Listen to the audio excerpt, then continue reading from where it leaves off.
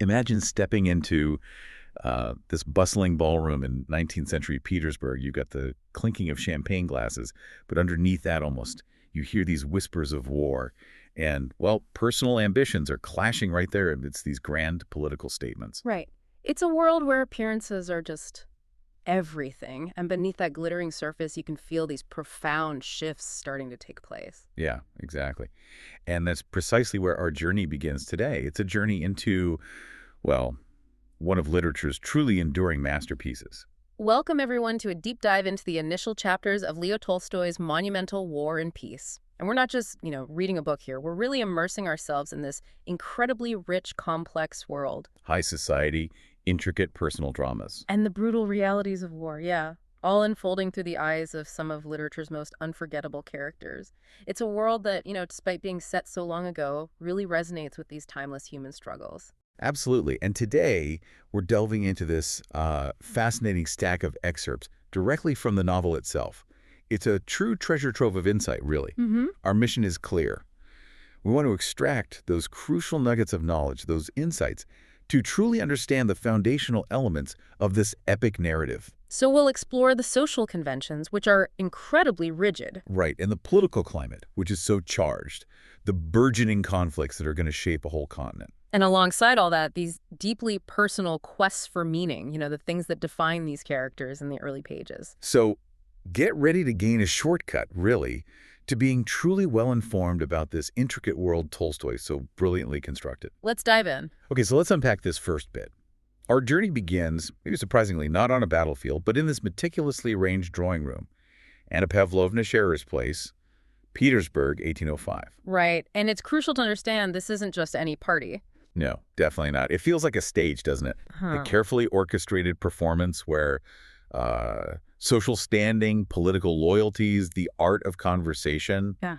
That's the real currency. Well, exactly. And Anna Pavlovna, our hostess, she's described in this wonderfully revealing way as a spoiled child, but with a charming defect. What does that defect really tell us about her?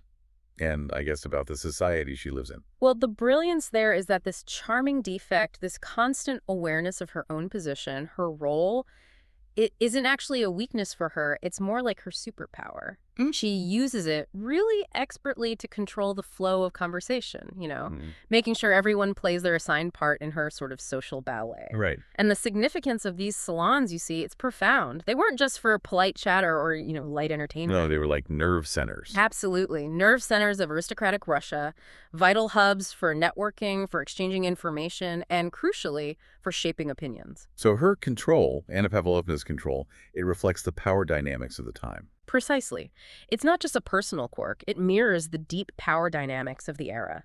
She wields the subtle, almost playful tyranny, allowing her to steer discussions, introduce guests, just so, manipulate perceptions, often with an almost invisible hand. It's this intricate social architecture. It feels absolutely foundational to understanding the world these characters are moving through. It is. And, beyond just networking, her salon really shows how, even in high society, this constant pursuit of status can turn real interaction into this meticulously staged performance. It's like a fragile illusion designed to mask these underlying anxieties about a world that's changing really fast. And she's certainly not shy about her own political views. She weaves them right into this intricate tapestry. Oh, definitely not. The excerpts give us this vivid picture of her, this fervent anti-Napoleon sentiment. Like when she bursts out, "Oh, don't speak to me of Austria." Right. Perhaps I don't understand things, but Austria never has wished and does not wish for war. She's betraying us. Russia alone must save Europe. Yeah. She's practically boiling with this nationalistic fervor, convinced that Emperor Alexander has this, high vocation to be Europe's savior, and that God will protect him. It's not just an opinion for her. It feels like a moral crusade. It really does. It absolutely is. And this intense anti-Napoleon feeling, it's almost, a prerequisite for social acceptance in her circle. It's a way of signaling your allegiance, showing you belong to the right side, both politically and morally. She positions Russia and specifically Emperor Alexander as this divine savior of Europe, uniquely capable of crushing what she sees as the hydra of revolution embodied by Napoleon. Right.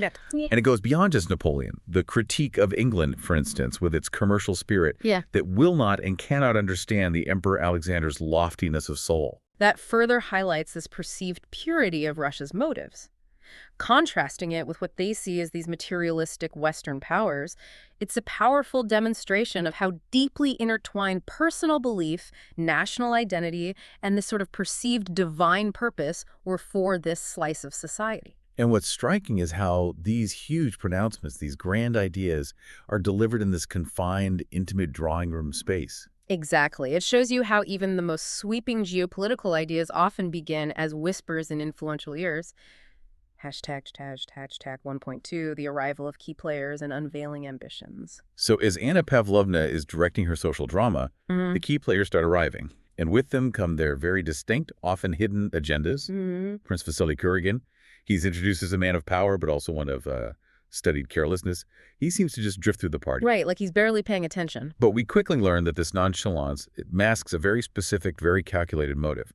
He wants to secure this coveted diplomatic post in Vienna for his son, Anatole, his rather, well, feckless son. So is he genuinely seeking information when he asks about Baron Funke? Or is this just a masterclass in subtle manipulation, trying to undermine a rival without, openly challenging anyone? You've hit on a crucial point there. The brilliance of the scene is how it depicts this subtle art of social climbing and patronage. And Prince Vasily's studied carelessness, that's a masterclass in exactly that. Right. It's a performance, calculated, designed to make his maneuvering seem effortless, almost accidental, rather than deliberate and, well, self-serving. He knows precisely who to talk to, how to phrase his questions, and when to drop a seemingly casual remark that actually carries immense weight. He's not genuinely seeking information. He's planting seeds of doubt. And the Dowager Empress, Maria Fedorovna, she's not even there, but her influence looms large. Hugely. She's clearly this powerful figure whose influence can make or break careers. Appointments like these, they weren't really about merit back then. They were about connections, social capital, and the careful manipulation of these intricate networks. And Prince Vasily, he's an expert practitioner of this system. It's incredible to see that level of strategic thinking in what seems like just a casual gathering. He asks, so casually, is it true that the Dowager Empress wants Baron Funk to be appointed first secretary at Vienna? The Baron, by all accounts, is a poor creature. Exactly. Such a loaded question, delivered with this perfect feigned innocence. It's not just a question. It's an insinuation, isn't it? Like a poison dart wrapped in silk. Precisely. That single, seemingly innocuous question is, a sharp knife disguised as a feather. It plants that seed of doubt about Baron Funke's competence, his suitability, while subtly pushing his own son forward without appearing to. And this early display of calculated ambition is absolutely crucial because it foreshadows how deeply these personal desires are going to intertwine with national politics all through the novel. Yeah, right. These individual quests for status, for fortune, they're not isolated. Not at all. They often leverage and are impacted by the larger historical backdrop, whether it's diplomatic posts or military advancements. It shows you that even in these seemingly polite drawing rooms, the stakes are incredibly high. Influencing not just individual lives, but maybe even the course of national events. Potentially, yes. What's fascinating is how these characters navigate a world where social grace can be a weapon, and a perfectly turned phrase can be more damaging than a direct accusation. Hashtag 1.3, a story, a spectacle, and shifting dynamics. What's really fascinating about this next scene is how the salon itself transforms even more into a kind of theater, isn't it? Oh, completely. It feels almost like Anna Pavlovna is directing a play. She quite literally serves up the Vicomte, who's described as a wonderful raconteur, to tell this prepared story about the murder of the Duc d'Enghien. She's whispering to guests how evidently he belongs to the best society, making sure everyone appreciates the quality of her carefully curated entertainment. This performance aspect is just central to understanding Petersburg society. These gatherings are less about genuine, spontaneous interaction and much more about demonstrating one's status, one's wit, one's connections. often through these pre-rehearsed or carefully constructed moments. Right. The Vicomte's story isn't just a tale, it's a carefully crafted piece of propaganda, really, designed to reinforce that anti-Napoleon narrative we talked about. Yeah. And Anna Pavlovna, as you say, she's a master at curating these moments, using her guests almost like props to enhance her salon's reputation, making sure her gathering is seen as the place where the most important conversations and entertainments unfold. It really underscores this theme of superficiality, doesn't it? Where appearance often just trumps genuine engagement or reality. Profoundly. And then Princess Eleni Kuragina makes her entrance. The Vicomte even pauses, startled by something extraordinary when she arrives. She's described as beautiful, radiant, almost like a statue. Adjusting her diamond necklace, glancing at her arm, mimicking Anna Pavlovna's expressions. She's captivating not by what she says or does, but just by being. Yeah. All eyes are on her, including Pierre Bizukhov's. He gazes at her with rapturous, almost frightened eyes. Yeah. Wow, what a picture. Helene's presence is utterly fascinating because her beauty gives her this unique, almost silent power. She doesn't need to speak much. Her radiant smile, her captivating appearance, it's enough to command attention and subtly influence the whole social dynamic. Right. She's an embodiment of the intoxicating power of beauty within this, let's face it, superficial society, a beauty that's almost a commodity, a currency in itself. And Pierre's reaction? Rapturous, almost frightened. That gaze is such a key moment for his character. It reveals his immediate, overwhelming, and somewhat naive susceptibility to her charm. It sets the stage for a significant part of his character arc, his future entanglement. How tragically so. Tragically, yes. Introducing these themes of idealized beauty, its often deceptive nature, and the dangerous allure it can hold, especially for someone as, well, unworldly and earnest as Pierre is at this stage. It truly is a perfect example of appearance versus reality. Even Prince Hippolyte, Helene's brother, gets in on the act. Oh, Hippolyte, yeah. With his bizarre interjection about ghost stories and his cuisse de nymphe frais knee breeches. Which literally means thigh of a frightened nymph. Right. A fashionable but oddly named shade of pale rose. It leaves everyone unsure if he's actually witty or just stupid. It's all part of the elaborate show, highlighting the almost performative nature of these social interactions where even fashion becomes a statement. Or perhaps, a misstatement in Hippolyte's case. Yeah. Hashtag 1.4, Pierre's unfiltered voice and Napoleon's shadow. Okay, so against this backdrop of carefully curated conversations, subtle manipulations, dazzling displays, Pierre stands out like a truly honest, if maybe awkward anomaly. He really does. Prince Vasily, in a rather condescending way, describes Pierre as a bear that needs to be educated by the society of clever women. But Pierre, with his intellectual honesty, immediately defends Napoleon. This contrasts so sharply with the fervent anti-Bonaparte sentiment we just heard from Anna Pavlovna and the general mood. Right. He argues that Napoleon understood the revolution and quelled it, preserving equality of citizenship and freedom of speech. Is he truly an intellectual here, or is there maybe an element of youthful naivete in his idealism that makes him so socially awkward? That's a crucial distinction, and it's something Tolstoy masterfully explores with Pierre. He is certainly an intellectual, someone who genuinely grapples with complex ideas. But you've hit on a key point. His social clumsiness often masks this profound, almost innocent faith in reason and justice. Oh, okay. And that clashes sharply with the subtle manipulations and the ingrained prejudices of this society. While others are just parroting the fashionable anti-Napoleon rhetoric, Pierre offers this deeply considered, albeit really unpopular, perspective. Viewing Napoleon not as a monster. Right, not just as a simple villain, but as a figure who brought order out of chaos, who preserved important revolutionary ideals. And this intellectual honesty, despite the social cost, it sets him apart right from the beginning. He's not just a rebel, then. No, I think he's more like a true philosopher trying to articulate a nuanced view in what feels like a very black and white world to everyone else there. And Anna Pavlovna's reaction is priceless. She tries desperately to change the subject, asking sarcastically about the coronation at Milan and Bonaparte granting petitions of the nations. Yeah, she clearly can't handle his unfiltered idealism. She sees it as a disruption to her carefully controlled environment. Prince Andrew, ever the cynic, just offers this sarcastic smile and quotes Napoleon. Dieu me la donne, God à qui la touche. God has given it to me, let him who touches it beware. Yeah. Andrew's response, though brief, is incredibly insightful. He's not defending Napoleon necessarily, but he recognizes the sheer force of will, the unyielding ambition that drives him. It reflects a more pragmatic, maybe cynical understanding of power dynamics than Pierre's idealism. Pierre, however, just desperately continues his speech, completely undeterred by the hostess trying to shut him down. It's quite a scene. It is. And it's pivotal for Pierre's character, establishing him as this outsider who, despite his social clumsiness, possesses this powerful moral compass and an unshakable intellectual integrity. It reveals his core commitment to truth over social acceptance. A trait that will define his difficult journey. His often painful journey, exactly. Through the whole novel, it's a moment that shows us the true cost of intellectual independence in a society obsessed with conformity. So, even as Anna Pavlovna is meticulously planning marriages and orchestrating conversations, we start to see the first cracks in this elegant facade of Petersburg society.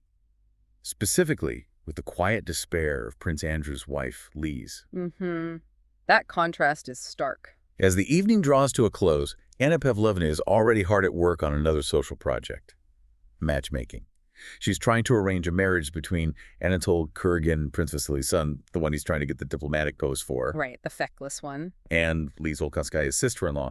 It's all very transactional, isn't it? Almost like a business deal, driven by social and financial alliances rather than, genuine affection. It absolutely is. And this highlights the profoundly transactional nature of marriage within aristocratic society, where alliances, fortunes, social standing, those were often the primary considerations. Not love, not personal happiness. And figures like Anna Pavlovna, they acted as these key social brokers, facilitating these arrangements for the benefit of their network, and often, by extension, for their own influence and status.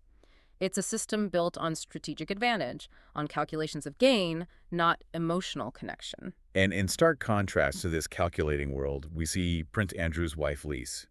She's pregnant, clearly unhappy about his impending departure for the war. Yeah. She's tearful, asking him, "Why you have changed so to me?" complaining that men can't live without wars. She even mentions his potential as aide-de-camp to the emperor. A military officer serving as a personal assistant to a senior officer. Right, implying she wishes he'd prioritize a safer, more prestigious position closer to home, rather than risking his life. Lisa's emotional vulnerability is incredibly poignant here. It stands in such sharp relief against the calculating, detached world of matchmaking and political maneuvering. Her distress and Prince Andrew's distant, almost indifferent response. He just tells her, "Your doctor tells you to go to bed earlier." So dismissive. Utterly dismissive. It hints at much deeper marital issues. His going to war isn't just patriotic duty, you feel. For him, it's also clearly an escape. An escape from a strained domestic life. Exactly. From a wife he seems to find shallow. From a marriage that's become a burden. These personal conflicts, rooted in dissatisfaction, unspoken tension, they perfectly foreshadow the broader anxieties of the upcoming war. And the devastating impact it will have on individual lives, on relationships. Precisely. The domestic unhappiness kind of mirrors the societal unrest, the gathering storm of war, illustrating that personal destinies are often inextricably linked to grand historical events, and that even within this glittering world of aristocracy, profound misery can reside. So we've just met Pierre, the earnest intellectual, kind of struggling to find his voice in Anna Pavlovna's salon. But before his grand inheritance and his philosophical leanings really take center stage, these early chapters give us this glimpse into a much wilder, more reckless side of him. Yeah, it's quite a contrast. Pierre was apparently expelled from Petersburg for riotous conduct back in Moscow. And we're talking serious mischief here. He participated in tying a policeman to a bear. A bear. And putting it into the Moika Canal. It's quite the tale. Yeah. And everyone in society seems to know about it. It's almost unbelievable. This incident, it isn't just a funny anecdote or, a scandalous piece of gossip. It's a really stark illustration of the reckless abandon, the moral permissiveness that characterized a certain segment of the young aristocracy, particularly those with vast wealth and very few responsibilities. Right. Dolokhov is identified as the ringleader, a character we'll definitely see again, and the fact that Anatol Kuragin's father managed somehow to get his son's affair hushed up. Prince Vasily again? Exactly. That highlights the profound class privilege at play. For the elite, the consequences of such outrageous actions were often mitigated by wealth, connections, the ability of powerful parents to pull strings. A clear double standard. Absolutely. Showcasing a significant double standard in justice compared to what ordinary citizens might face. It's a vivid snapshot of youthful exuberance bordering on anarchy, all facilitated by unchecked privilege. And the formidable Maria Dmitrievna Akrasimova, known as Le Terrible Dragon in society for her bluntness. She doesn't mince words. No. She puts it best when she confronts Pierre. There's no subtlety with her. Right. His father lies on his deathbed, and he amuses himself setting a policeman astride a bear. For shame, sir, for shame. It would be better if you went to the war. Direct cutting. She truly captures the outrageousness of the situation. And quite pointedly suggests a more honorable, if maybe perilous, path to redemption through military service. Maria Dmitrievna serves as this unflinching moral compass, cutting right through the pretense and debauchery with her frank plainness of speech. Her words not only scold Pierre, but also subtly point to the prevailing societal expectation for young men of his class. Which was? Either engage in serious pursuits, shoulder your family responsibilities, or embrace military duty, rather than squandering privilege on such, well, outrageous acts of debauchery. Right. This incident, while kind of humorous in its absurdity, reveals the complex interplay of youthful recklessness, inherited privilege, and these stringent societal expectations that Pierre, and indeed many other characters, have to navigate. It's a snapshot of a world where your birthright can both enable outrageous behavior and paradoxically demand a higher calling, a greater sense of duty. Exactly. It exposes the hidden underbelly of aristocratic excess before the characters are really forced to mature by war and peace. Okay, here's where we see the darker, more avaricious side of ambition and family. Count Bezukov, Pierre's father, is on his deathbed, and his illegitimate son, Pierre, becomes the unwitting target of this intense, ruthless struggle for his vast inheritance. Prince Vasily, ever the schemer. He's actively plotting to secure the fortune for his own family, spreading rumors, manipulating everyone around him, and he's not alone.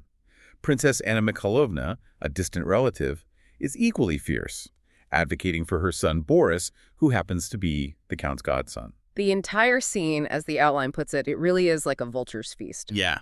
This section offers a truly deep dive into the legal and social complexities surrounding illegitimacy and inheritance in Imperial Russia.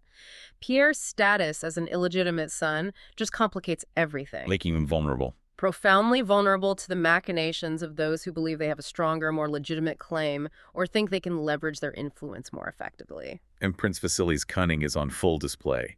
He's animatedly insisting about a letter to the emperor that might legitimize Pierre. Right, hoping to control the outcome and funnel the wealth towards his own family. But Princess Anna Mikhailovna is equally determined. Her coquettish girl smile, which she uses so adeptly to manipulate Prince Vasily, it quickly gives way to this cold, artificial expression once he leaves, revealing her true avarice, her desperation. It's chilling. It is. And this isn't just about greed. It's a chilling expose of how the very legal and social structures designed to maintain aristocratic order also create these deep fissures, making the vulnerable, like Pierre, targets for ruthless exploitation by those who master the subtle art of manipulating the rules. It's incredible how transparent their motives are to us, the readers, even as they try to cloak them in civility and concern. Anna Mikhailovna, for instance, she pleads with Prince Vasily to help Boris get an appointment, then shifts seamlessly to this emotional display about needing 500 rubles to equip her son, all while emphasizing her devotion to the dying count. Right. She says, I know his character. Noble, upright. But you see, he has no one with him except the young princesses. They are still young. Has he performed his final duty, Prince? It's all about securing a slice of that pie, isn't it? Yeah. Disguising financial maneuvering as like filial devotion. Exactly. Her theatrical display is a perfect example of how emotional leverage and social graces are deployed as weapons in this high-stakes game. And the scene where Pierre arrives at his dying father's house, it's even more telling. Yeah, he observes two men who look like tradespeople ran hurriedly from the entrance and hid in the shadow of the wall, and then several other men of the same kind hiding in the shadow of the house. What does that suggest? It strongly suggests a prearranged plan for the inheritance, an almost theatrical staging of avarice where even the tradespeople seem cued to participate in the feeding frenzy. This whole subplot just lays bare the profound moral compromises people are willing to make for money and power. It exposes the fragility of family loyalty when immense wealth is involved. Absolutely.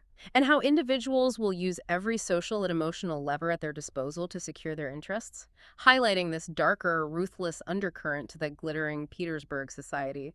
It's a stark reminder that beneath the veneer of aristocracy, primal greed often dictates actions.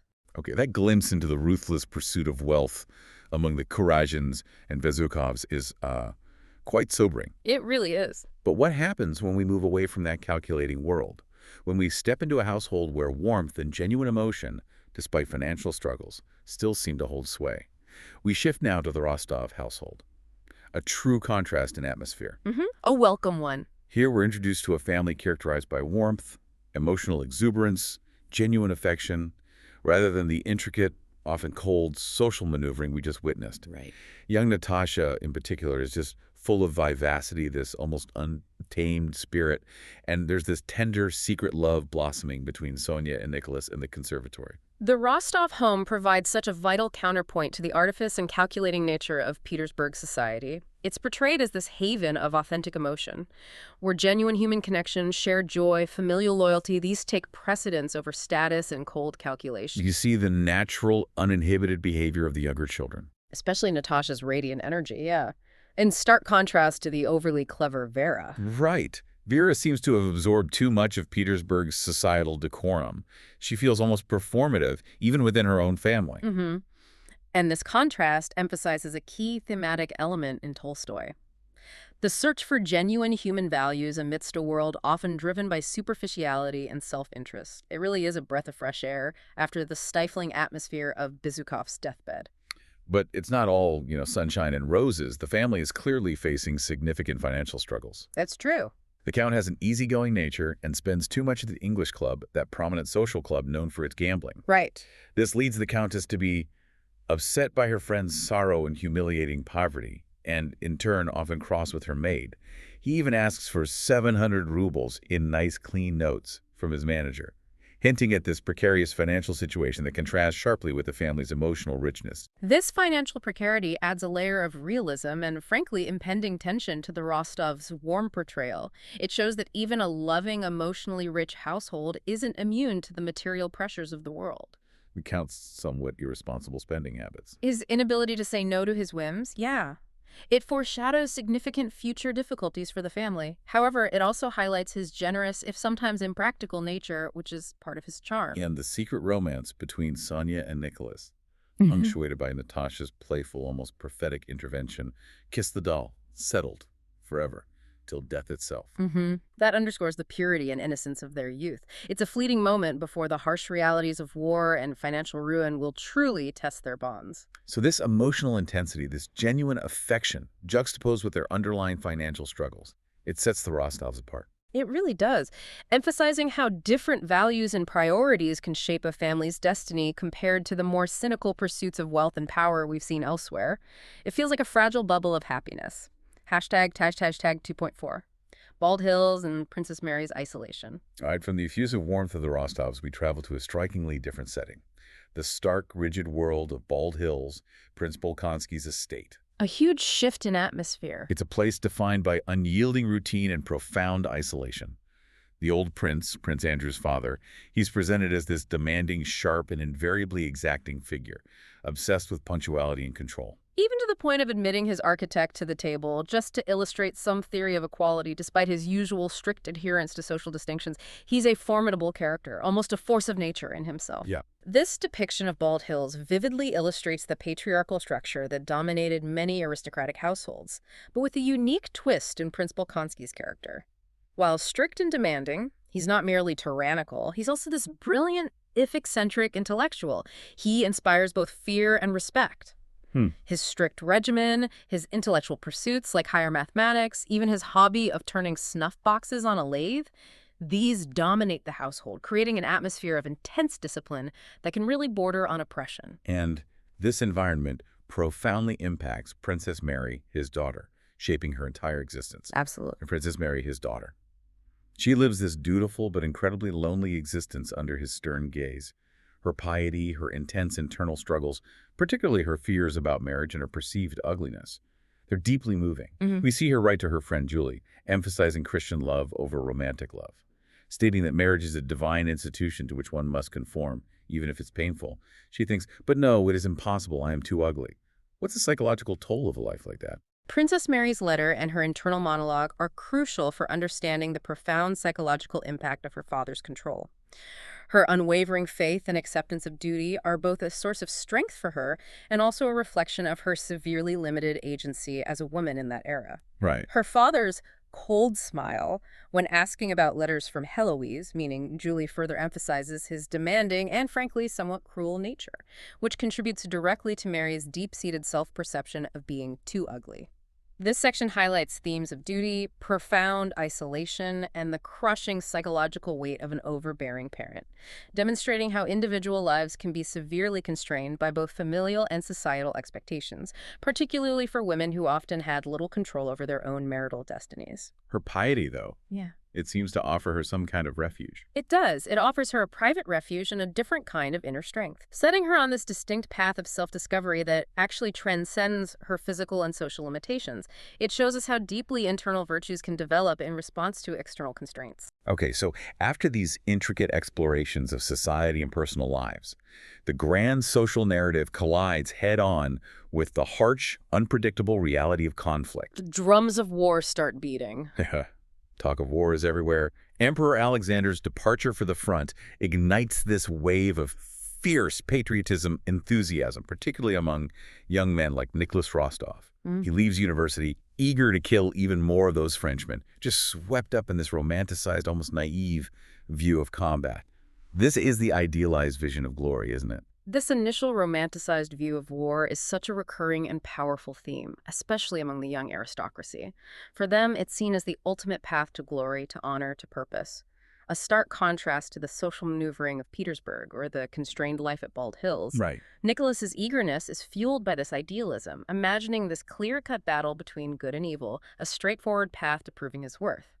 However, this early enthusiasm stands in sharp contrast to the underlying realities, the profound disillusionment that he, and indeed many others, will soon face on the battlefield. It's a classic arc. It is. Youthful idealism crashing against the brutal truth. Prince Andrew's situation is a bit more complex, though, isn't it? Despite his earlier intentions to avoid active service after his experiences at Austerlitz. Right, he seemed quite disillusioned then. He ends up becoming an aide-de-camp, that military officer serving as a personal assistant to General Kutuzov, the commander-in-chief. Kutuzov himself even writes to Prince Bolkonsky's father, commending Andrew's industry, firmness, and expedition. But it seems Prince Andrew has two quite opposite reputations in the army. Some admire him, others find him conceited and cold. Prince Andrew's motivations for service are multifaceted, definitely far less naive than Nicholas's. While Nicholas is driven by youthful enthusiasm, a longing for glory, Andrew's return to the army appears to be less about those romantic ideals. And more about escaping his strained personal life, perhaps. His unhappiness with Lise, finding a new, meaningful purpose beyond the superficiality of court life. His two reputations highlight his complex character. Respected for his competence, his strategic mind, his dedication by a few discerning officers like Kutuzov, but disliked by the majority for his perceived arrogance, his distant demeanor. He's described as one of those rare staff officers whose chief interests lay in the general progress of the war. Right.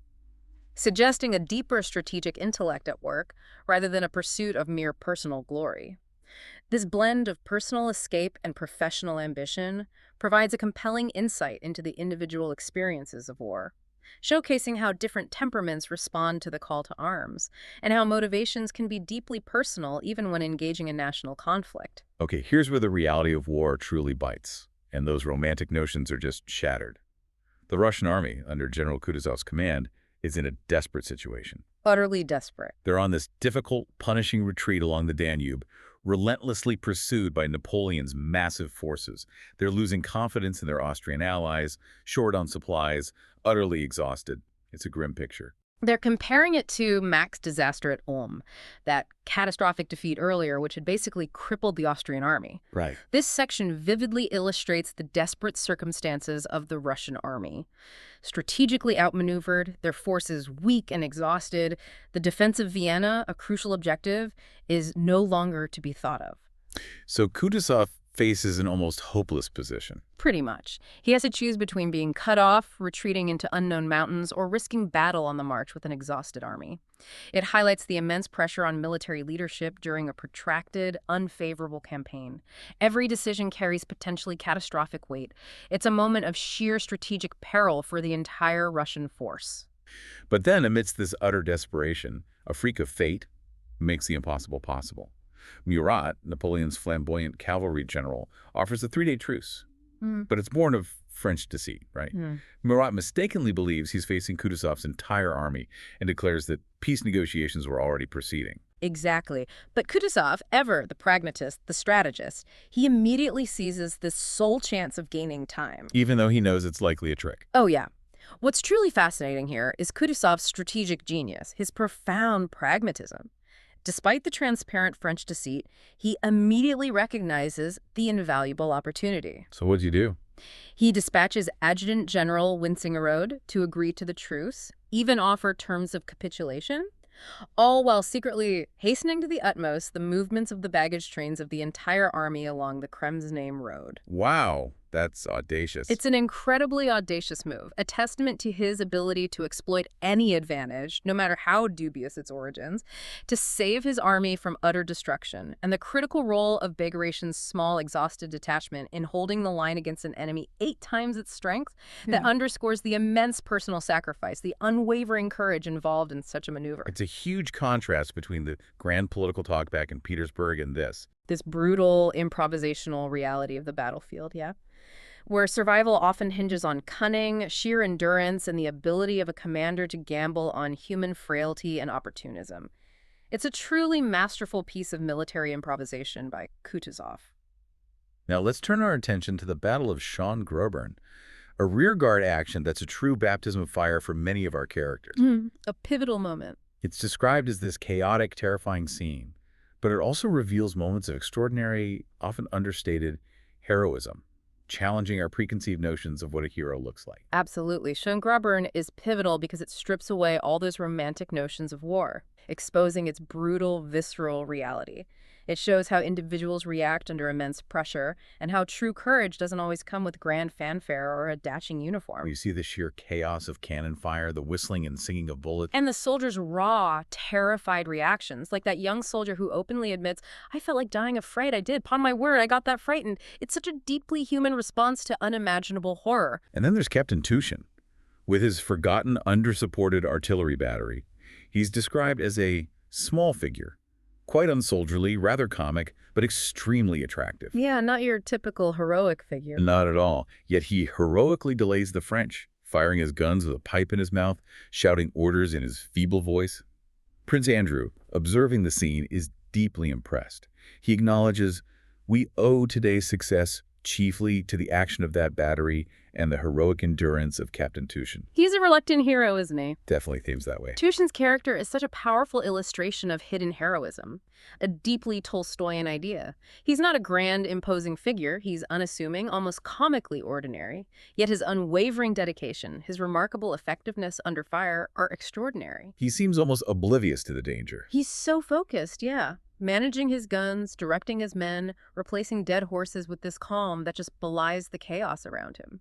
His actions underscore the idea that true courage often resides in quiet, persistent duty, self-forgetfulness, rather than flamboyant gestures or a thirst for glory. It contrasts sharply with the aristocratic debauchery we saw earlier with Dolkov. Completely, and the self-conscious posturing of some other officers, it's the heroism of the everyday soldier, elevated by circumstance. Speaking of Dolokhov, he's also here, but in a very different light than his barren policeman antics. Right. A different side emerges. We see his daring action, capturing an officer, stopping a company, even as the regimental commander expresses anger at his bluish coat, clearly not standard issue.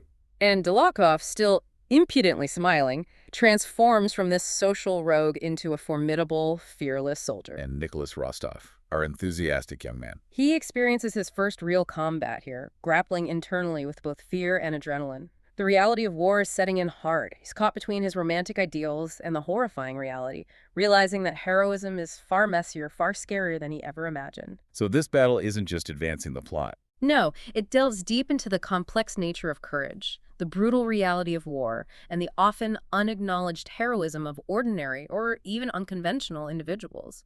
It forces the characters, and us, the listeners, to confront the vast difference between the abstract idea of war and its horrifying yet sometimes inspiring reality on the ground. Okay, so we move from the desperate rearguard action at Schön-Grabern to the main event, the Battle of Austerlitz, often tragically called the Battle of the Three Emperors. A turning point. But the lead up to this battle is characterized by this dangerous overconfidence, especially from Emperor Alexander and the Austrian general Weyrother. They are convinced their combined forces are unquestionably superior. Right, relying on this dangerous combination of Austrian precision with Russian valor, it sounds like a recipe for disaster. It really does. This hubris is indeed a classic military pitfall, and Tolstoy uses it to great effect to critique the ego and detachment of high command. Dolgorukov, a strong advocate for the attack, returns from the council eager and proud, praising Weyrother's plan for its exactitude, what minuteness, what knowledge of the locality, what foresight for every eventuality. Sounds perfect on paper. Exactly. But this meticulous planning is presented as detached from the unpredictable realities of battle, almost a theoretical exercise. Kutuzov, the seasoned, pragmatic Russian general, he's deeply skeptical. How does he show it? He opens his eye as a miller wakes up when the soporific drone of the mill wheel is interrupted, when Weyrother finally stops speaking. It's this clear, understated sign of his disdain for the elaborate, untested plan. He recognized the folly, but his warnings were largely ignored. It's almost an illustration of how a detailed, seemingly perfect plan can blind commanders to the actual dangers, the messy reality on the ground. Precise. And despite the initial joyful though erroneous rumors of victory, the battle results in this disastrous loss for the Russians and Austrians. A crushing defeat. The scene of Emperor Alexander weeping, saying, "What a terrible thing war is, what a terrible thing." That really underscores the human cost of this hubris, the immense weight of that defeat. Indeed.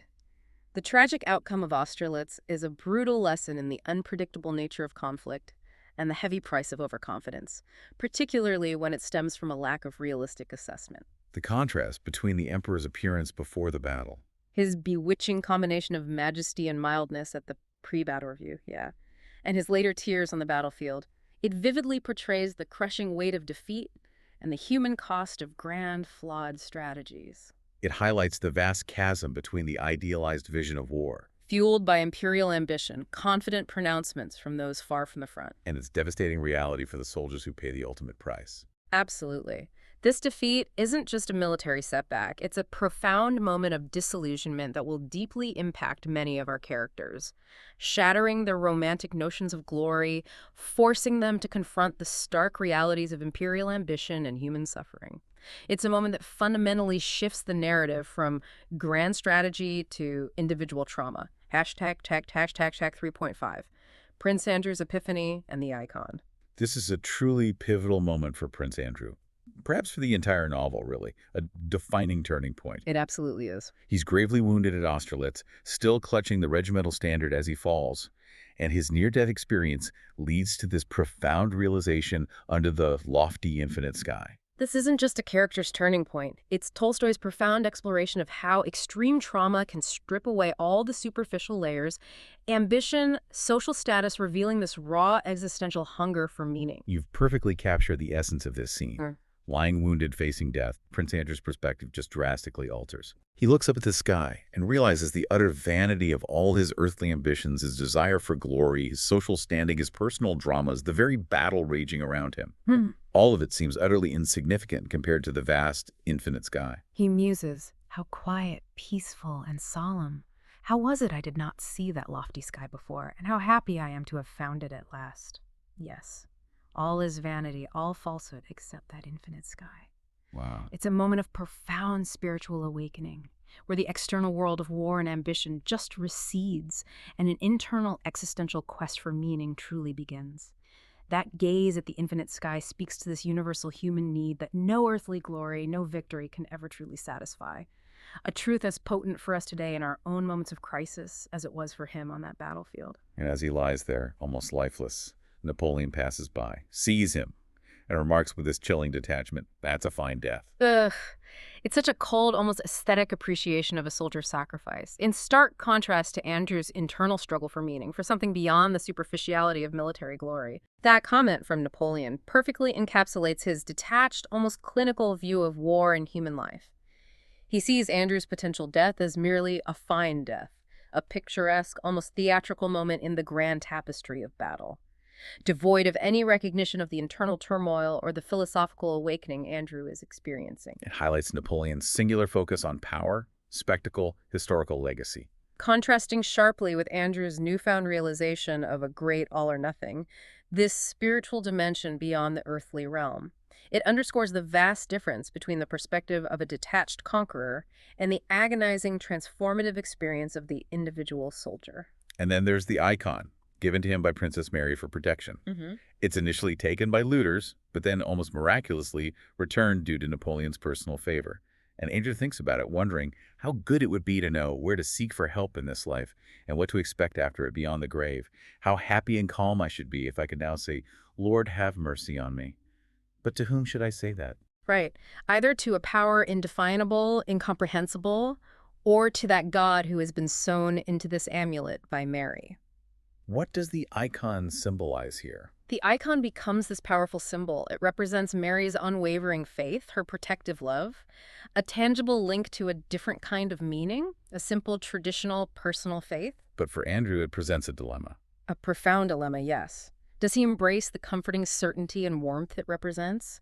Or does he grapple with the vast, incomprehensible great all or nothing that his near-death experience revealed a more abstract spiritual truth? That internal conflict. Between traditional faith and a more abstract philosophical search for meaning, it's central to his ongoing character development. This aha moment transcends the battlefield, touching on universal questions of life, death, spiritual purpose, forcing him to reevaluate everything he previously valued and setting him on a profoundly different trajectory than the one he had envisioned. It's a moment of utter existential vulnerability and profound transformation. Okay, after the chaos and disillusionment of war, we find Pierre back in the social labyrinth of Petersburg. But he's facing a different kind of battle entirely. Yeah, a domestic one. Prince Vasily, relentless in his pursuit of status and wealth, actively pushes for a marriage between Pierre and his stunning but shallow daughter, Pauline. Despite Pierre's inner turmoil, his profound feeling that it would be a calamity, he's manipulated into proposing. Feeling that I cannot disappoint them. Why is he so susceptible to this pressure? This really highlights Pierre's profound vulnerability and naivete, especially concerning social expectations and his own burgeoning kind of undirected desires. He's a man of immense wealth, but he lacks the social acumen, the assertive will to navigate the manipulations of figures like Prince Vasily. Who smooth talks him. Oh yeah, with insidious lines like, Helene is as innocent before you as Christ was before the Jews. Pierre's internal struggle, his feeling of being drawn nearer and nearer to that dreadful abyss, shows his agonizing lack of will in the face of this overwhelming societal pressure. And he's also captivated by Helene herself. He finds himself increasingly captivated by her living charm, yeah. Once he begins to see her not just as this marble beauty, but as a sensual woman, that further clouds his judgment, making his an easier target for manipulation. And of course, a marriage based on manipulation, societal pressure, unacknowledged desire. It's bound for disaster. Very much inevitable. Pierre's jealousy, spurred by persistent rumors of Helene and Dolokhov, erupts into a duel, an act that seems completely out of character for the gentle, intellectual Pierre. He really does. Dolokhov is wounded. This violent act feels like a tragic manifestation of Pierre's profound internal conflict and the rigid honor codes of society, which he felt compelled to uphold. The duel is such a crucial turning point, exposing the destructive nature of unchecked passion, societal expectations, and these rigid codes of honor that often lead to irrational, violent acts. Pierre, who is normally so mild and intellectual, is driven to violence by the humiliation, the betrayal, the unbearable weight of social gossip. But what's really poignant is Dolokhov's reaction after being wounded. Right. My mother, my angel, my adored angel mother. This immediate, tearful display of vulnerability reveals the surprising depth to his otherwise insolent and callous character. Suggesting that even the most hardened individuals have these profound emotional ties, these inner worlds that society rarely sees. Exactly. This entire sequence underscores the complex interplay of honor, vulnerability, societal expectations, and personal suffering. It reveals how destructive forces, both external pressures and internal turmoil, can lead individuals down paths they never intended, fundamentally altering their lives and exposing the dark underbelly of aristocratic life, where appearances and honor can mask deep pain and flawed judgment. So, following the disaster of his marriage and the fallout from the duel, Pierre's plunged into this profound despair. a moral crisis. He's hit rock bottom, really. He's searching for meaning beyond the superficiality, the corruption, the destruction he's experienced. And this leads him to an encounter with an elderly, benevolent Mason who introduces him to the Brotherhood, emphasizing purification, regeneration, the improvement of mankind. What makes Freemasonry so appealing to Pierre at this particular moment in his life? This marks a significant and deeply personal shift in Pierre's character arc. He's disillusioned with his contemptible and profligate life, profoundly unhappy with his marriage, the violence he perpetrated. Right. And he finds in Freemasonry this new framework for purpose, for belonging, for moral rectification. The Mason's message resonates deeply, particularly the idea of combating the evil which sways the world and the promise of self-improvement. It reflects a universal human desire for higher meaning. Exactly. Especially in times of profound personal crisis and moral confusion. The emphasis on internal transformation, purifying and regenerating our members, appeals directly to Pierre's intellectual and deeply idealistic nature, offering him this tangible path to becoming a better man, to finding an ordered system in a chaotic world. The Mason describes 7 virtues that every Freemason should cultivate: discretion, obedience, morality, love of mankind, courage, generosity, and a particularly striking one, love of death. Yeah, that one stands out. He explains this not as a morbid desire, but as a profound philosophical detachment from this distressful life, a path to recompense and peace. How does this concept resonate with Pierre's recent experiences? The concept of love of death is often misunderstood, but in the Masonic context presented here, it's not about desiring physical death. It's more about a profound philosophical detachment from the anxieties, the attachments of earthly life. Oh, okay. For Pierre, who has just experienced the vanity of societal ambition, the agony of personal failure and violence, this idea of finding freedom from life's distress, viewing death as a release into a higher state rather than just an end, it offers profound solace. A liberation from the falsehood and vanity he glimpsed on the battlefield. Exactly. Pierre, in his initial enthusiasm, feels perfectly cured of his former faults. He embraces most of these virtues, finding particular joy in obedience because it frees him from his own lawlessness, his uncontrolled passions. This immediate, almost childlike acceptance. It highlights his idealism, yeah, and his yearning for a clear path to truth, contrasting sharply with his earlier intellectual meandering and emotional disarray. The symbolism of the lodge, the long table, the testament, the skull, the plumb line, trowel, rough stone, squared stone, it provides this rich tapestry for his spiritual journey. So this exploration of Freemasonry shows his enduring quest for a moral anchor. His almost desperate quest, yes, for a moral and spiritual anchor in a world that often seems devoid of both. A search for an inner order to counter the external chaos. Okay, so inspired by his newfound Masonic ideals, Pierre attempts to put his philanthropic beliefs directly into practice on his key of his skates. He wants to make a real difference. He sets out with these noble intentions to reform serfdom, attempting to free his serfs, improve working conditions, establish hospitals and schools. It's a truly noble effort, full of these high-minded aspirations for social justice. This is such a classic portrayal of the vast chasm between idealistic intentions and the entrenched realities of deeply feudal social systems and, well, human nature. Pierre, with his inherent goodness, his desire to combat the evil which sways the world, genuinely believes in the power of top-down reform. He dictates that serfs shouldn't be overburdened with labor, nursing mothers shouldn't work, corporal punishment should be replaced by admonition. These are profoundly progressive ideas for the time, reflecting his sincere desire to uplift humanity. But of course, the reality is far more complicated, and tragically, his efforts are largely undermined by his cunning stewards and the inherent systemic corruption that has pervaded the system for generations. Yeah, he's simply too naive, too trusting, too disconnected from the day-to-day realities to see how his grand plans are being subverted. For example, he doesn't realize that nursing mothers, no longer working his land, are simply doing even harder labor on their own plots to make ends meet. Right. Or that reduced payments are being offset by increased mandatory work elsewhere. What's truly fascinating and heartbreaking here is Pierre's blissful ignorance. The stewards. Some react with alarm, others amused by Pierre's lisp and the new words he uses. And the cleverest among them, they simply manipulate the system. They present him with fabricated success stories, like the chantry in honor of Peter and Paul, which was already underway anyway, or reports of reduced payments while actual labor is clandestinely increased. This wasn't just naivete then. No, I think Tolstoy here masterfully illustrates the almost impenetrable inertia of deeply entrenched social systems. The stewards weren't merely cunning. They understood the local power dynamics, the peasants' immediate needs, the unspoken, often brutal, rules far better than Pierre. Who was an outsider, trying to impose abstract ideals? Exactly, onto a complex, lived reality. His reforms, though progressive on paper, often created new burdens because they failed to address the foundational inequities of serfdom itself or the practical considerations of daily life. He's so eager to see the success of his ideals that he overlooks the glaring discrepancies.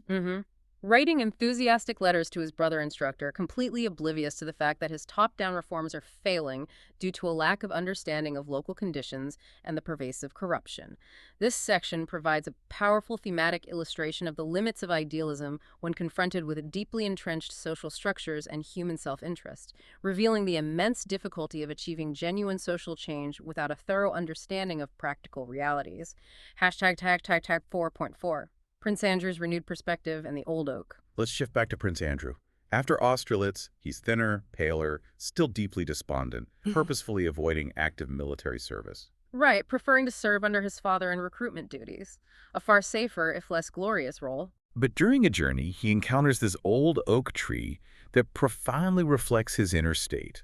Initially, it's scowling, rigid, misshapen, its broken branches mirroring his own hopelessness, his cynicism. He thinks, yes, the oak is right. Let others yield afresh to that fraud. But we know our life is finished. Wow. This symbolic imagery is incredibly potent for Prince Andrew's character development, a hallmark of Tolstoy's narrative technique. The old oak acts as this powerful mirror to his internal despair and cynicism, born from his wartime trauma and the profound disillusionment with his earlier ambitions for glory. His identification with the oak's rigidity, its barrenness. It reflects his conviction that his own life, too, is finished, that all pursuit of purpose or happiness is futile. He has lost faith in grand narratives and personal glory, in the possibility of genuine connection.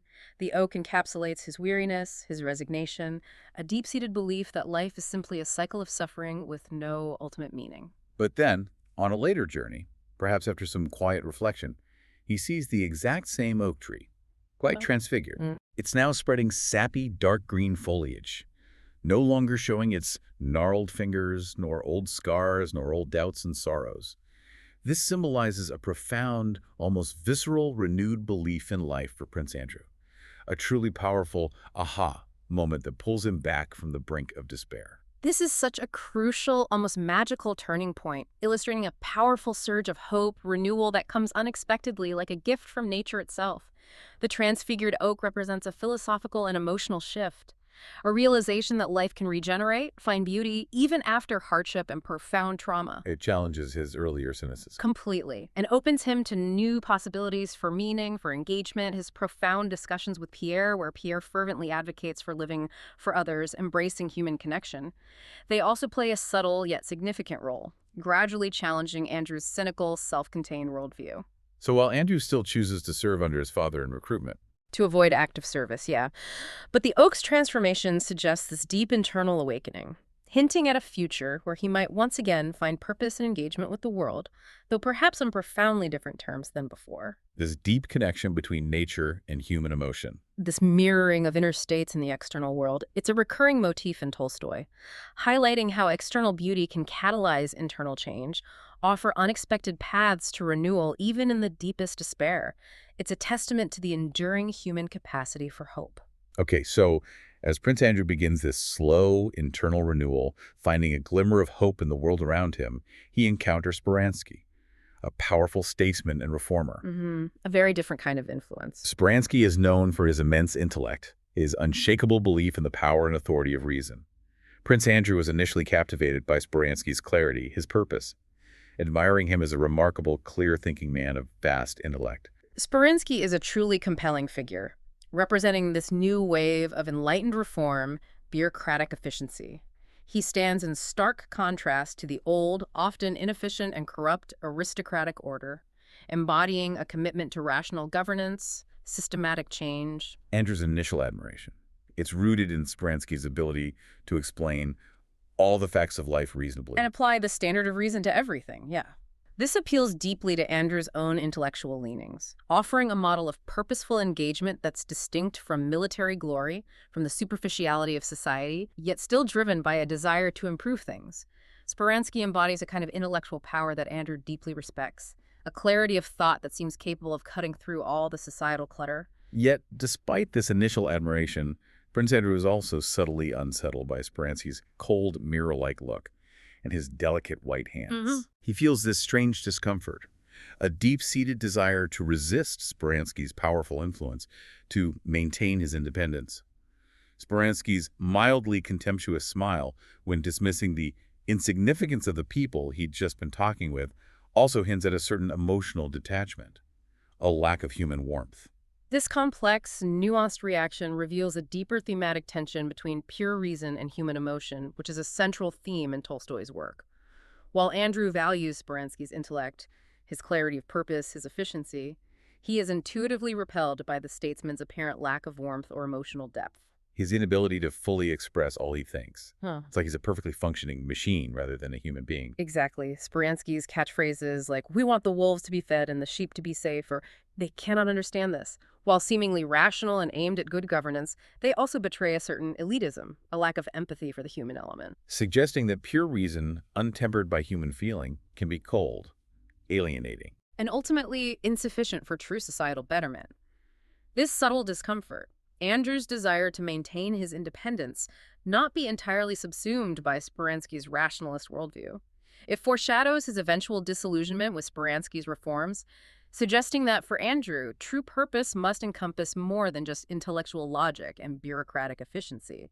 It must connect to the deeper human spirit, to a warmth and understanding that Speransky seems to lack. Okay, so let's check back in with Rostov's. Nicholas returns from leave, and his initial romanticized view of war has been thoroughly shattered by the brutal reality he's witnessed. Yeah, the shine is definitely off. He's seen firsthand the profound hardships, his regiment losing nearly half its men, not to combat wounds, but to hunger and sickness. It's a grim, sobering picture of military life, far from the glory he imagined. This is such a poignant and stark look at the human spirit's capacity to endure, even in the most dire circumstances, and a crucial counterpoint to the earlier enthusiasm for war, the descriptions of soldiers resorting to eating mashka's sweet root. A bitter, noxious plant used as a last resort. Right, and suffering from swelling of the arms, legs, and face because they preferred to remain on duty rather than go to the death trap hospitals. It paints this vivid picture of destitution, the sheer physical and psychological toll of war. It's a reality far removed from the glory of battle, highlighting the grinding, dehumanizing aspects of prolonged conflict. And despite this destitution, there's this incredible, almost unbelievable resilience among the soldiers. They find humor and simple pleasures amidst the suffering, still grooming their horses, polishing their arms, trying to maintain some semblance of order. But Nicholas himself is also carrying this significant personal burden, massive gambling debts. Mostly to Dolokhov, who, it's clear, had cheated him. Right. This adds another layer of personal struggle, of dishonor to the already harsh realities of war. The resilience of the soldiers, who continue to joke about their nasty food and their hunger, tells stories by bonfires. It highlights the profound human capacity for adaptation, for finding solace and meaning even in shared misery. And the bond between Nicholas and Denisov deepens. Yeah, fueled by shared hardship and Denisov's own unrequited love for Natasha, it becomes this crucial lifeline in this brutal environment. Nicholas's gambling debts, a personal vice, illustrate that individual struggles, moral failings, continue even amidst larger national conflicts. It's a stark reminder that while grand historical events unfold, people still grapple with very personal failings and dilemmas. Exactly. And sometimes these personal debts become as burdensome, as inescapable as the external enemy.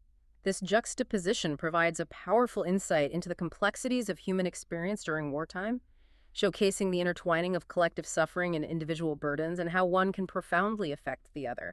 #5.2, A Father's Love and Natasha's Song. Nicholas returns home carrying the heavy burden of his massive gambling debts, a burden made heavier by the knowledge that Dolokhov had cheated him. A terrible situation for him. He has to confess this devastating financial disaster to his father, the Count. The Count, despite his own easygoing nature and long-standing financial struggles, is deeply distressed. But his paternal love ultimately triumphs over anger. He finds a way to console his son. Yeah. This scene beautifully illustrates the emotional intensity and unconditional love within the Rostov family, a quality that truly sets them apart from the more calculating aristocratic circles we've encountered. The Count's immediate reaction is one of profound sorrow, empathy for his son, rather than a harsh condemnation or focusing on the financial ruin. It emphasizes the enduring strength of familial bonds. Absolutely. Where support, understanding, forgiveness often override financial woes and personal failings. It's a testament to the Rostovs' core values: warmth, genuine human connection, a deep, empathetic understanding of each other's struggles. And in this moment of utter despair, almost a low point for Nicholas, Natasha's singing becomes this powerful, almost magical emotional anchor.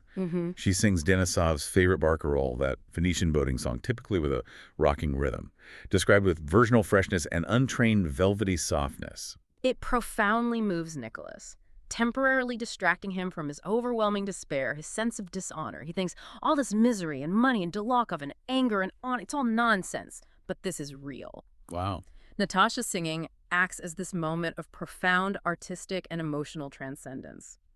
Her voice, described with such purity, natural beauty, it cuts through Nicholas's internal turmoil, the weight of his personal failures, reminding him of life's simple, undeniable beauty and emotional truth. It's a testament to the capacity of art. And genuine human expression, yeah, to provide solace and meaning, even amidst the most crushing personal suffering and dishonor. For Nicholas in that moment, all the external pressures, the debts, the societal expectations, they just fade away, revealing a deeper, more fundamental reality in Natasha's voice. This connection to beauty, to unadulterated human feeling. Yeah. It's what ultimately anchors Nicholas. Offering him a temporary escape and a powerful reminder of what truly matters beyond the world of debts and duels. The scene reinforces the thematic importance of genuine emotion and artistic expression as a vital counterpoint to the harsh realities of war and the superficial pressures of society, asserting that beauty and love can cut through all artificial constructs. Hashtag 5.3, Denisov's courageous actions and disciplinary fallout. So while Nicholas grapples with his debts and finds solace in his family, his friend Denisov faces this stark moral dilemma of military command. Right, back at the front. Prioritizing his starving hussars, who have had nothing to eat for 2 days, he takes provisions by force from an infantry regiment's transport, shouting, "A dog a white offense," at the angry infantry officer. Your classic Denisov. But this leads to severe disciplinary action, and Nicholas, ever loyal, attempts to intercede for him with the emperor at Tilsit. This highlights the harsh realities of military life and the profoundly difficult moral choices commanders often face, forcing them to choose between following strict rules and ensuring the welfare of their men. Denisov's action, while technically a mutiny, or seizing the transport of one's own army. It's driven by this deep, almost paternalistic sense of responsibility, compassion for his hussars. It showcases his defiant yet deeply caring character, his raw humanity overriding military protocol, And the institutional rigidity of the army. which swiftly punishes such necessary acts of survival. It underscores the impersonal, often illogical nature of bureaucracy in wartime, where regulations can overshadow basic human needs. It's that classic conflict between the spirit of the law and its letter. The regimental commander advises Denisov to settle the business there in the commissariat department and, if possible, sign a receipt, clearly trying to smooth things over, mitigate the situation. Trying to contain it. But when Denisov returns from staff headquarters after attempting to resolve the issue, he's in a state Nicholas has never seen him in, hoarse, feeble, uttering some incoherent oaths and threats. It's a powerful image of a man broken by the system. Denisov's physical and emotional exhaustion after attempting to navigate the bureaucratic labyrinth of military justice. It underscores the immense frustration, the powerlessness he feels against this unyielding military machine. His hoarse, feeble voice, his incoherent oaths and threats reveal the profound difficulty of obtaining justice or even basic provisions within a rigid system that prioritizes procedure over human suffering. Nicholas's attempt to intercede for Denisov with the emperor. Though well-intentioned, driven by loyalty, It tragically foreshadows the disillusionment that will come when he witnesses the moral compromises, the political games made at the highest levels of power. This subplot emphasizes the tension between individual compassion and institutional demands. And the often unacknowledged suffering caused by bureaucratic inefficiencies, the crushing weight of military law during war. Exactly. It deepens our understanding of the military's complex internal struggles beyond just the direct conflict with the enemy, revealing the internal battles fought by those trying to do right by their men. Nicholas Rostov's journey to Tilsit to petition the emperor for Denisov brings him face to face with a profound moral crisis that shatters his idealized worldview. A real turning point for him. He witnesses the spectacular meeting of Emperor Alexander and Napoleon, the Corsican monster he's been fighting against, where they exchange decorations and appear as equals, almost as friends. This sight completely shatters Rostov's hero worship of Alexander. This is such a devastating moment of profound disillusionment for Rostov, a true coming of age in a very harsh way. He has idolized Alexander, viewing him as the angel incarnate, the good, enchanting, and great man, a divine figure fighting for justice. To see his revered emperor treating Napoleon. The very Corsican monster, the enemy he has fought and hated, the one he vowed to kill even more of, treating him as an equal, exchanging decorations, appearing quite at ease. It creates this unbearable cognitive dissonance for Rostov. It exposes the stark moral ambiguity of politics. And the pragmatic, often cynical nature of power at the highest levels, where personal enmity is put aside for political expediency. For Rostov, this feels like a betrayal of everything he believed in. The contrast is truly stark and visceral. Rostov has just come from the horrors of the hospital. Where he saw arms and legs torn off and its dirt and disease, smelling the hospital stench of dead flesh, the true cost of the war. He remembers Lazarev rewarded and Denisov punished and unpardoned, the arbitrary nature of justice. Right. This raw experience of suffering and injustice, juxtaposed with the pomp and ceremony of the emperor's meeting, creates this terrible doubt, this profound moral confusion in his soul. The hospital stench and the sight of severed arms and legs, Yeah. they clash violently with the celebratory atmosphere in Tilsit. That the huge monograms A and N and the flags of both nations draped in the streets celebrating this fragile peace brokered by former enemies. This profound moral crisis forces Rostov to confront the hypocrisy, the moral compromises inherent in grand political gestures, where the suffering of thousands can be forgotten in a handshake. He grapples internally with the unanswerable question. Then, why those severed arms and legs and those dead men? Then again, he thought of Lazarev rewarded and Denisov punished and unpardoned. His internal torment, his fear of harboring such strange thoughts that challenge his core beliefs, it signifies this painful loss of innocent faith, a nascent, unsettling understanding of the corrupting nature of power and the messy reality of human affairs. This moment isn't just about political disillusionment. No, it's about a deep, personal reckoning with the vast, often unbearable gap between ideals and reality, leaving him with this profound, unsettling sense of moral confusion and a loss of innocence that will shape his future. So while our characters experience their intensely personal struggles and disillusionments, the broader war continues to unfold, with its own internal conflicts and profound inefficiencies. Yeah, the machine grinds on, flaws and all. We hear reports of victories, like Bennigsen at Eylau and Pultusk. But these are mixed with news of Kutuzov's rages and his relinquishing command due to a rather mundane ailment, saddle sore. It paints this picture of a war where grand strategy is often derailed by human frailty and internal squabbles. Right.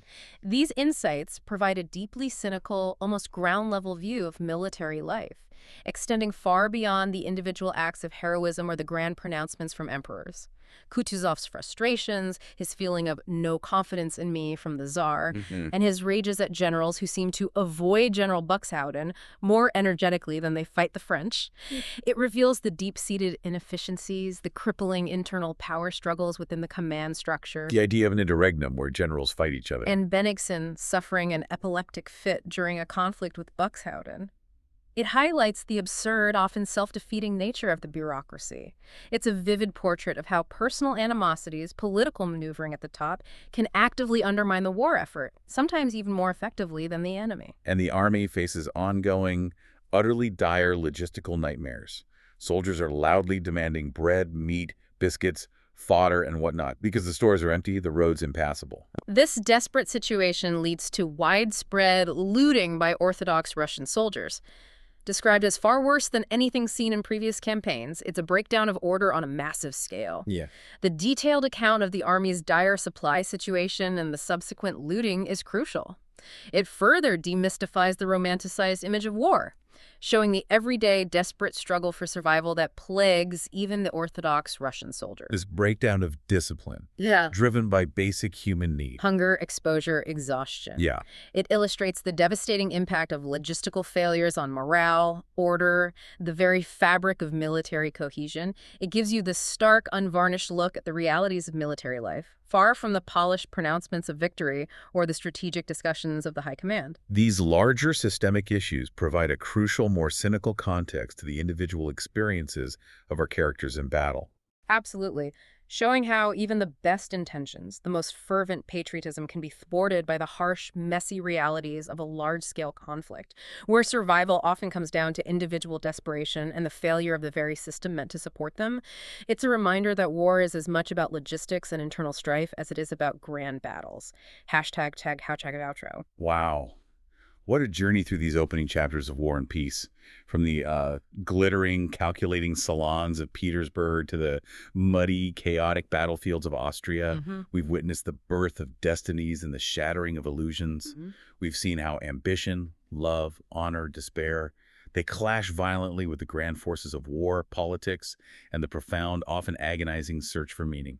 Indeed. We've traced the early complex paths of characters like Pierre, Prince Andrew, Nicholas, each grappling with a world in profound flux, a world where personal choices, profound internal shifts, vast societal and historical forces, they all intertwine to shape their very souls. It's a testament to Tolstoy's genius, isn't it? That he paints such a rich, detailed, and deeply human portrait, making these characters feel as alive and conflicted today as they were 2 centuries ago. Absolutely. This deep dive shows us that even in the most epic narratives, the human element, the yearning for love, the pursuit of purpose, the struggle against injustice, the pain of disillusionment, remains absolutely at the heart of the story. These are the same desires, the same dilemmas that shape our lives today. Even if the ballrooms and battlefields have changed dramatically, Tolstoy's world, for all its historical distance, becomes this powerful mirror for our own. As we leave this initial formative world of war and peace, maybe consider this. How much of our own lives are dictated by the grand sweeping forces of history and society, the war elements, if you like, and how much by the intimate, often unseen choices we make in our own private salons and battlefields, the peace elements? That's a great question. Is true heroism found solely in grand, visible gestures? Or maybe more profoundly, in the quiet, persistent struggle to live according to one's deepest values, to find truth and connection, even when the world seems to conspire against it, and maybe even when no one else is watching?